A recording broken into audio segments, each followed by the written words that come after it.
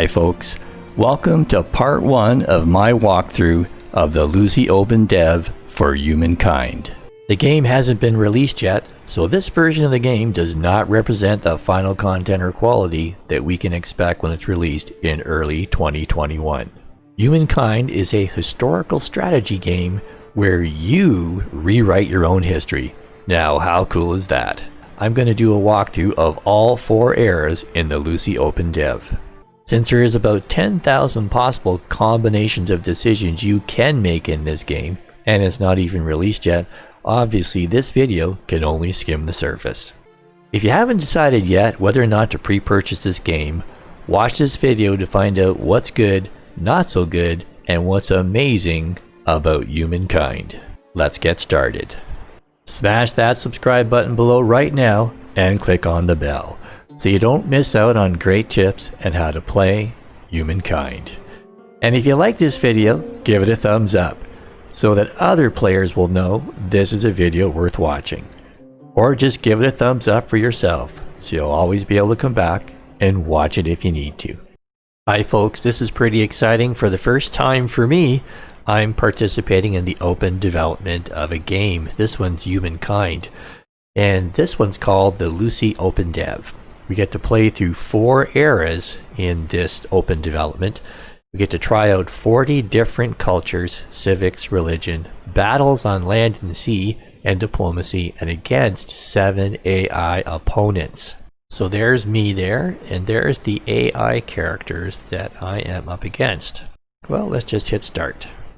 We are currently in the Neolithic area. Current culture, nomadic tribe. Small beginnings. Your objective in the Neolithic is to survive and reach the ancient era. Explore the lands with your tribe and enter the new era through one of 3 means: by cultivating your knowledge, your population, or hunting animals. Okay, that I understand. I have to do knowledge, population, or animals. This is my tribe, the core of my empire. In order to increase its population, you must increase its number of units. Every time you find food, this meter will grow. Once filled, you will receive a new unit. Explore to find food. So far the game's pretty intuitive. It looks easy to follow. The instructions are pretty straightforward. And just remember, this is an open development version of the game, so it's by no means the final version of the game. So I'm searching around, so these little icons are indicating resources that you can exploit. I can zoom in nice and easily, and this is my hunting party.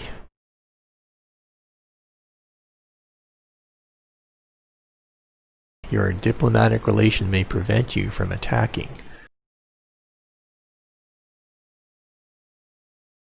I can hit the retreat button here if I wish, or I can confirm the battle. Your tribe has spotted a knowledge curiosity. Visiting it will grant a vision bonus. A deer has combat strength. The battle is over. The tribe is still alive. Most still able to enjoy the warm caress of the midday sun and the cold bite of the morning frost. So it's counting the rounds here. My side is weaker overall. Uh-oh. End the round. Something tells me I shouldn't have attacked this mammoth. Food curiosity. Your tribe has spotted a food curiosity. Harvesting it will progress your growth star meter and help you gain a new unit. To harvest the food curiosity, move your army onto it. So the era goal is to unlock 1 star to choose your first culture. Harvesting food curiosities, hunting animals, or ransacking lairs are the best ways to collect more food. Actually, the map is interesting. You can see the terrain differences, which is apparently going to be important if I ever get into battle. Obsidian, black gleaming stone created in hellish heat. Shards of obsidian cut sharp and deep. I definitely like the map. The map is good. And the way it appears, you only have a limited range of sight, which would be true if you were a nomadic tribe and a hunting party. So basically I'm going for the knowledge, which is kind of like going for a science win in Civilization. Your actions have been rewarded with fame. During the Neolithic, you can win some more by discovering natural wonders or achieving either of the three Neolithic objectives. Fame allows you to leave your mark on history and to win the game. Indeed, at the end of the final era, the empire with the greatest fame will be the winner. Select the culture you will adopt for your empire in the next era. Okay, so now we're at a crossroads. We have to decide what our tribe's legacy is going to be.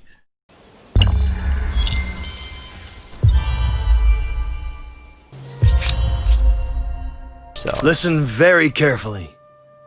I have a proposal. Generous. A very generous proposal. You thought I would buy this? Get out of my sight. That's interesting. Interesting, but not yet profitable. And what of it? You thought I would buy this? Get out of my sight. oh, Like that, huh? I have held my anger in check too long! It's time for war! You will be crushed! Who do you think you are to look upon me as an equal? okay, finally it's telling me it's time to found your first city. Cities don't appear out of thin air, they grow from an existing outpost. City creation. So here we are under infrastructure. And what else do I do now? Could I also make something else at the same time? Oh, there's a little icon on top that not only is it +2, but it's, for example, +8 industry. Very much like civilization, this game so far. So outposts can turn into cities. Let's go. And I've gained knowledge and population. So it looks like that's what's being proposed. I'm not really sure if it's this group. It looks like this one here. So I will accept. Most glorious! Yes! This calls for celebration.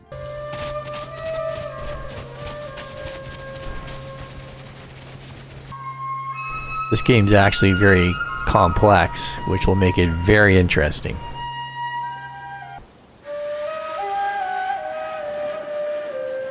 So this hunting party, I want to create an outpost.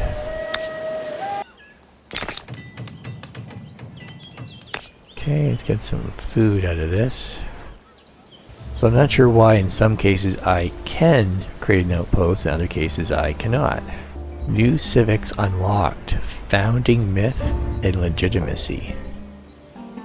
Show details.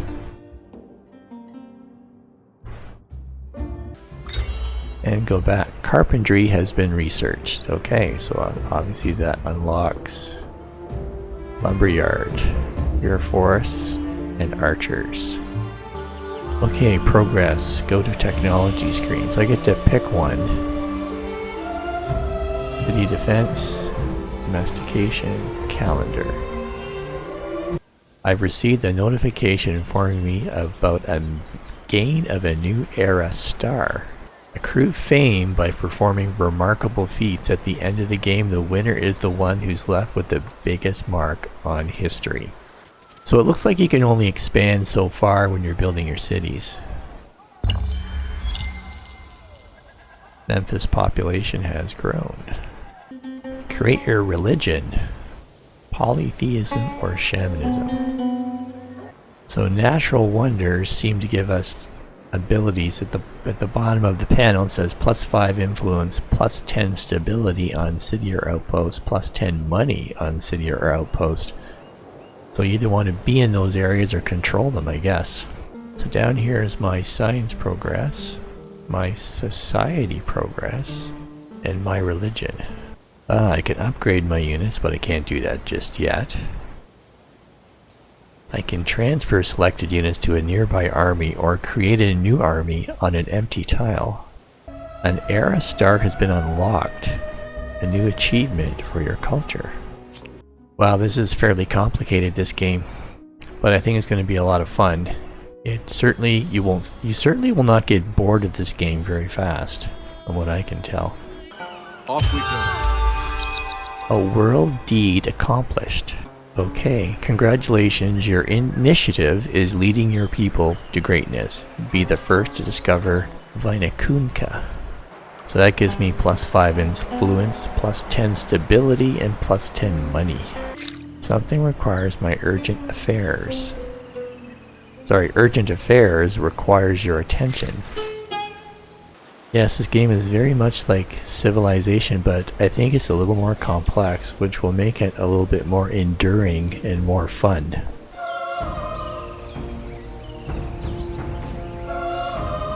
Oh, the city. So on 1, 2, 3, 4, 5, 6 stars. Let's put him on Auto Explorer.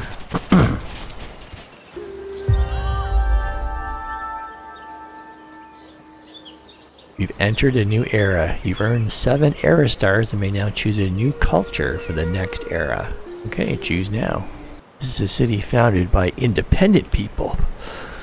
They've claimed their own territory but will not expand further. You can destroy their city to get their territory or wait until they collapse. Independent people do not survive as long as larger cities. Okay. So I can't remember which buttons I clicked on, but I found the place to change the culture. So I'm going to go back to Romans now and adopt. So let's confirm we're going to be the Romans. As urban centers grow, both ideas and sewage are generated at a record pace. Arts and sciences flourish as military tactics and mathematical equations become as coveted as physical goods.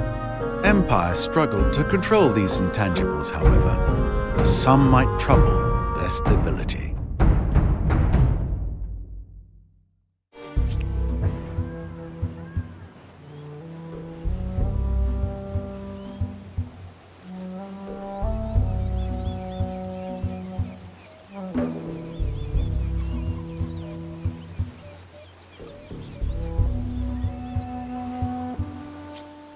Okay, so it looks like we're focused on expansionism in the Roman classical era. Okay, the hunt that we did earlier has paid off. Alright. And we get to have a feast. So these are basically measures of how my society is doing. Not sure exactly what it means yet, but as I play the game I'm sure it'll become much more apparent. What I like about this game is it's a game that it probably will take you a little while to learn. In the long run, it should be fun to play. You can create military units to explore, protect yourself, or wage wars. Let's build more cities.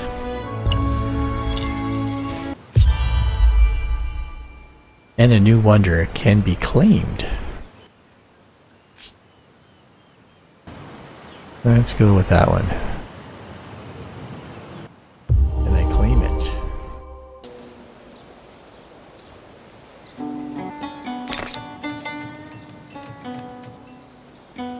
Yeah, I guess it's 886 fame points, which puts me in 3rd. Oh neat, that shows you the hexagonal grid. Cool. You now have enough money to afford this constructible without waiting. Oh, you could go ahead and buy it. So this guy's offering his services as an official torturer. How do you respond? I think I'm going to reject. I have no need for that in my society. And let's build a harbor. There's the best spot right there. The music seems to go up and down in volume quite a bit, so I'm going to turn the audio settings back down. See, that quietens down, but still, I'm going to turn it down a bit. Gives us an industry boost when used on a territory belonging to one of your cities. Okay, so administrators make my city more productive. Some of these infrastructure items increase stability. So it looks like I can place it outside of my actual territory. So you can gamble with a chance of terrible consequences for this one, the flooded lands. You can adapt with a chance of bad consequences, or you can protect by building expensive dikes. Well, let's go with protect. Sounds like the better thing to do. And with the city building, a harbor. No, and then after that, I want that out of there. Now I automated some of my scouts, I just don't know where they are. Because it doesn't follow them around. Okay, so now I definitely want to build a boat. So we got lucky, the ground's a little wetter and the people will not forget, but otherwise life is normal again, so we chose the right method, and that was to protect, as it turns out in this case. World deed accomplished. Congratulations, your initiative is leading your people to greatness. Be the first to discover Mount Roraima. Oh, so you want to keep your war desire high, because when having low war, desire can lead to surrender and submission to enemy demands. Oh, that's interesting. Because right now I'm at 50 out of 100, which is not very high. So I didn't realize that having a high war desire, even if you don't want to go to war, is actually a good thing. Okay, so you can only have one treaty per column. When a territory is under the influence of another empire, a civics backlash can occur. The population asks their leader to adapt this foreign influence and to make a similar stance on a given civic. Use that button to display the affected civic. You can either adopt the suggested civic or refuse. Refusing will lead to dissatisfaction in the local population and a loss of stability. Oh, let's go over here.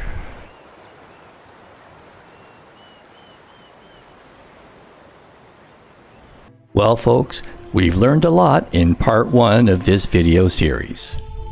We've gone from the Neolithic to the ancient to the classical eras. And most importantly, we now know that accumulating fame is how you win the game. Curiously enough, it seems like keeping your war desire high benefits your civilization even if you're not planning on going to war. But there's much more to come. So I will see you in my next video of the Humankind Lucy OpenDev. If you like this video, give it a thumbs up and share it with your friends. If you haven't done so already, smash that subscribe button below right now and click on the bell so you don't miss out on great gaming videos like this one. Click on that box in the bottom right hand corner right now to see a video you're almost guaranteed to love. This video was selected just for you by YouTube, and they know what you like, so what are you waiting for? Click on that box now, sit back, relax, and enjoy another video.